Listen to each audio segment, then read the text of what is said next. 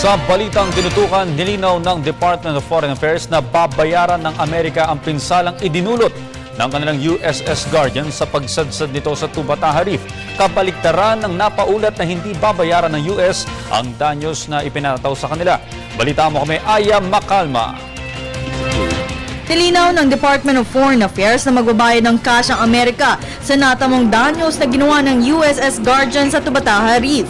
Ayon kay Assistant Secretary Raul Hernandez, nangako ang gobyerno ng Estados Unidos na magbabayad sila ng danyos at tatalima sa lahat ng magiging resulta ng investigasyon. Katunayan, bukod sa kanilang babayaran na danyos ay tutulong rin ang kanilang bansa na gumawa ng navigational safety guidelines sa Tubataha Reef.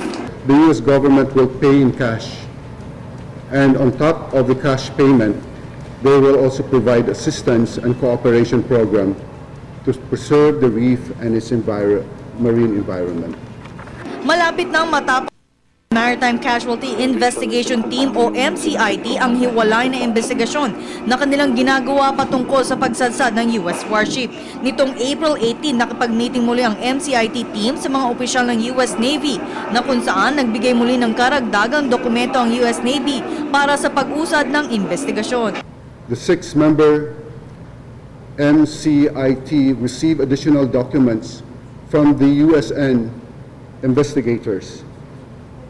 The Philippine Coast Guard is undertaking its separate safety of navigation inquiry on the grounding of the U.S. warship, and the USN documents will augment the data and other information of the Philippine Coast Guard.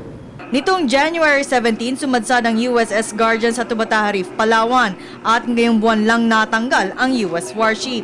Para sa Telebisyon ng Bayan, Aya Macalma.